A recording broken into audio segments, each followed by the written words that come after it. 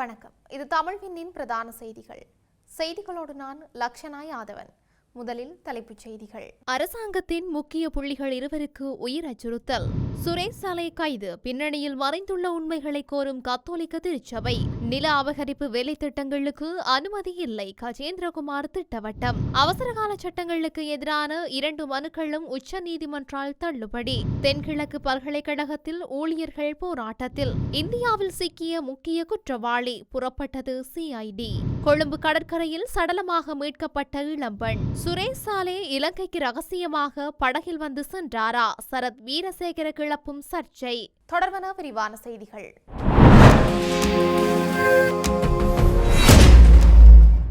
இலங்கையின் பொது பாதுகாப்பு அமைச்சரும் அவரது பிரதி அமைச்சருக்கும் எதிராக உயிர் அச்சுறுத்தல்கள் விடுக்கப்பட்டுள்ளதாக கூறப்படும் சம்பவம் தொடர்பில் காவல்துறையினர் விசாரணைகளை தொடங்கியுள்ளனர். இந்த அச்சுறுத்தல்கள் பொது பாதுகாப்பு அமைச்சர் ஆனந்த விஜயபால மற்றும் துணை அமைச்சர் சட்டத்தரணி சுனில் வட்டகால ஆகியோரை குறிவைத்து விடுக்கப்பட்டதாக தெரிவிக்கப்பட்டுள்ளது.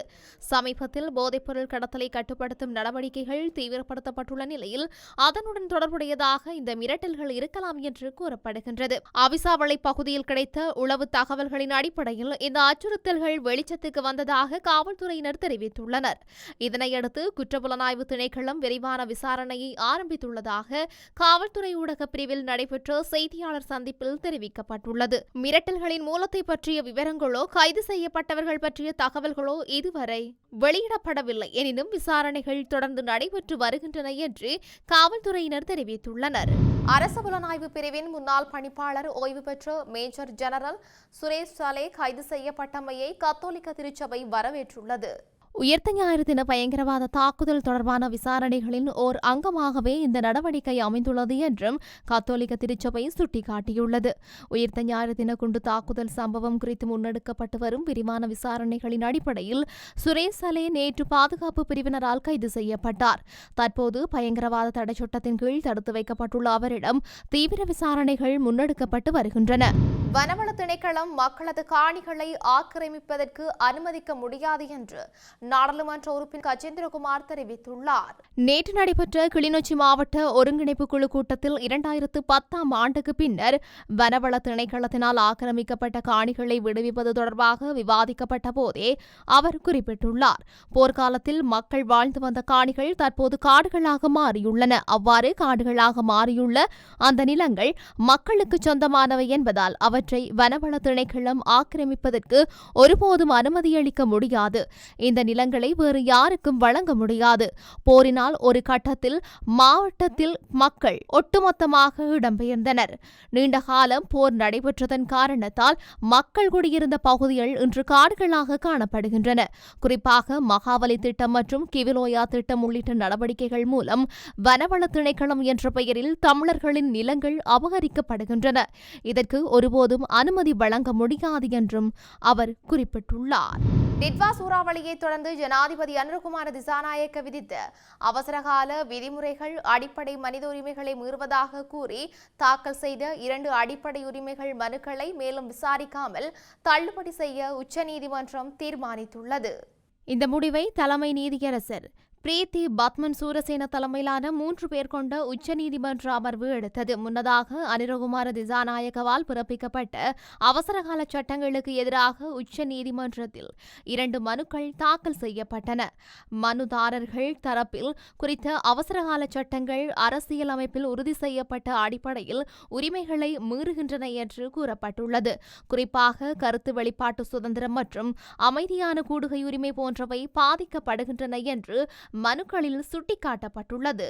அனைத்து பல்கலைக்கழக தொழிற்சங்கங்களின் கூட்டுக்குழுவின் 21/2/2026 மற்றும் 22/2/2026 ஆகிய தினங்களில் நடைபெற்ற இணையவழி கலந்துரையாடல்களில் எட்டப்பட்ட தீர்மானங்களின் அடிப்படையில் தென்கிழக்கு பல்கலைக்கழக ஊழியர் சங்கத்தின் ஏற்பாட்டில் போராட்டம் ஒன்று முன்னெடுக்கப்பட்டுள்ளது.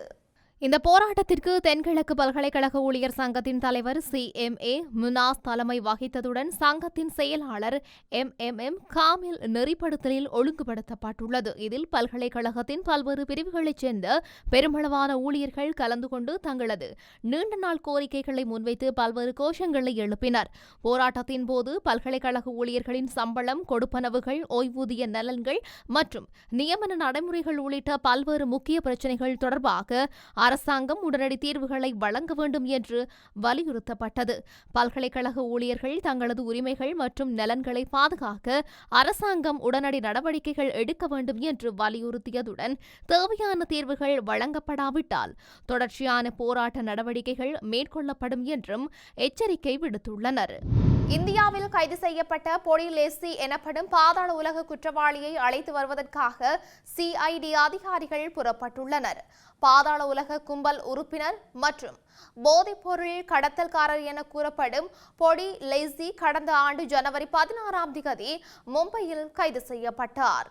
பிணையில் விடுவிக்கப்பட்ட பின்னர் சந்தேக நபர் ஒரு சொகுசு கார் ஊர்வலத்தில் புகுந்து கொழும்புக்கு சென்ற நிலையில் அதன் பின்னர் அவரை பற்றி எந்த தகவலும் கிடைக்கவில்லை. இந்த நிலையில் அவர் குடுசலைந்து எனப்படும் மற்றொரு குற்றவாளியுடன் இணைந்து ரகசியமாக நாட்டை விட்டு தப்பிச் சென்றிருக்கலாம் என்று தகவல்கள் வெளியாகின. அதன்போது குறித்த 2 குற்றவாளிகளும் கடல் வழியாக தப்பிச் சென்றிருக்கலாம் என்ற வலுவான சந்தேகம் இருந்ததாக பாதுகாப்பு படையினர் சந்தேகம் வெளியிட்டிருந்தமை குறிப்பிடத்தக்கது. கல்கிஸ்ஸை ரத்மலானை கடற்கரை பகுதியில் இளம் பெண் ஒருவரின் சடலம் கண்டெடுக்கப்பட்டுள்ளது. போலீசாருக்கு கிடைத்த தகவலுக்கு அமைய கைவிடப்பட்ட மீன்பிடி படகொன்றிலிருந்து இளம் பெண் ஒருவரின் சடலம் கண்டெடுக்கப்பட்டுள்ளது. 24 வயதுடைய இளம் பெண் ஒருவரே இவ்வாறு சடலமாக மீட்கப்பட்டுள்ளதாக கல்கிஸ்ஸை தலைமையக போலீசார் தெரிவித்துள்ளனர். குறித்த பெண்ணின் சடலத்தை மீட்டு போலீசார் மேலதிக விசாரணைகளை முன்னெடுத்து வருகின்றனர். முன்னாள் அரசு புலனாய்வு பிரிவின் பிரதானி ஓய்வு பெற்ற மேஜர் ஜெனரல் சுரேஷ் சாலே கைது நடவடிக்கை அரசாங்கத்தின் மற்றுமொரு ஏமாற்று வேலை என்று முன்னாள் நாடாளுமன்ற உறுப்பினர் சரத் வீரசேகர தெரிவித்துள்ளார். கர்தினாலையும் கத்தோலிக்க திருச்சபையையும் தாக்குதலில் பாதிக்கப்பட்டவர்களையும் ஏமாற்ற இந்த அரசாங்கம் எடுத்த நடவடிக்கையாகவே சுரேஷ் சாலே கைதினை நான் கருதுகின்றேன். மக்களின் கவனத்தை திசை திருப்பவே இதுபோன்ற ஏமாற்று வேலை மேற்கொள்ளப்படுகின்றது. சுரேஷ் சாலே கைது செய்யப்பட்டதற்கான காரணம் தங்களுக்கு தெரியாது என்று போலீசார் கூறுகின்றனர்.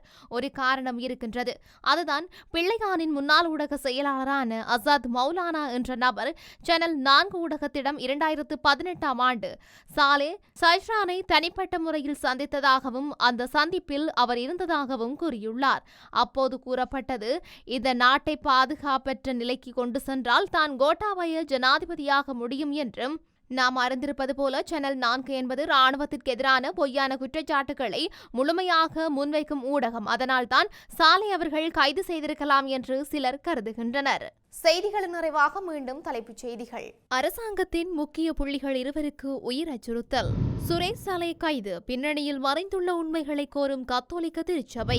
நில அபகரிப்பு வேலை திட்டங்களுக்கு அனுமதி இல்லை, கஜேந்திரகுமார் திட்டவட்டம். அவசரகால சட்டங்களுக்கு எதிரான 2 மனுக்களும் உச்ச நீதிமன்றால் தள்ளுபடி. தென்கிழக்கு பல்கலைக்கழகத்தில் ஊழியர்கள் போராட்டத்தில். இந்தியாவில் சிக்கிய முக்கிய குற்றவாளி, புறப்பட்டது CID.